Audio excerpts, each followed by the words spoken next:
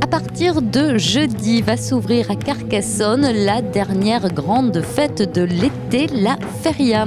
4 jours où la ville va vibrer à l'heure espagnole au rythme des bandas, bodegas et concerts gratuits de la place Carnot au square André Chénier.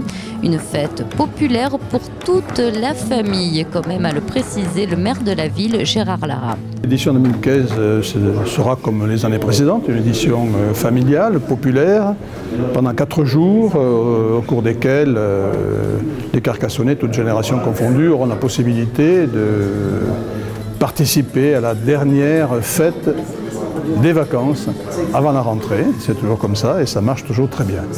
Alors nous avons, au-delà de la programmation, qui est une programmation de qualité, nous avons 50 bodegas.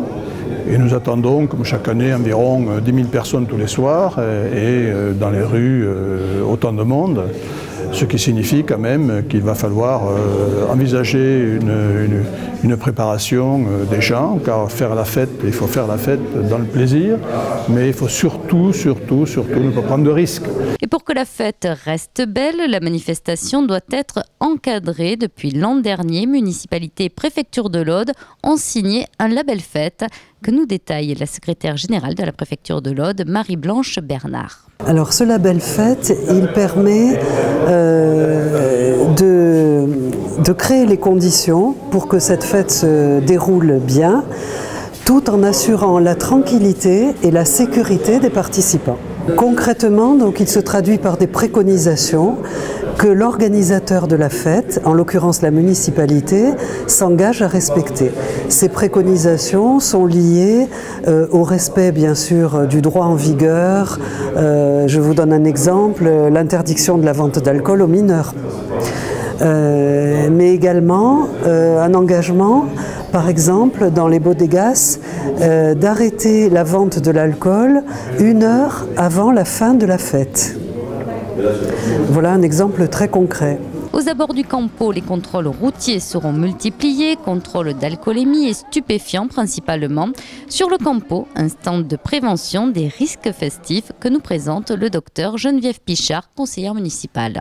Donc sur ce stand de prévention donc, des risques festifs, nous aurons des personnes compétentes, la sécurité routière, famille rurale, la mutualité française, qui vont donner des conseils de prévention au niveau des risques auditifs, au niveau des troubles et des risques sexuels, puisque quand on boit, des fois on ne sait plus trop où on en est, donc il y a quand même des préservatifs à disposition.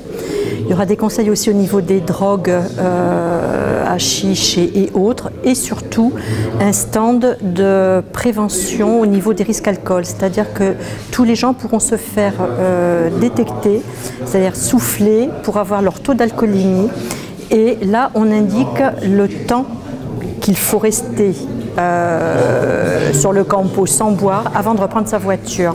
Qui dit feria dit aussi corrida. Cette année encore, des spectacles taurins seront programmés à l'espace Jonco. Et pour permettre à chacun d'exprimer ses opinions, aficionados et anti-corrida auront des secteurs de ville bien déterminés pour se faire entendre.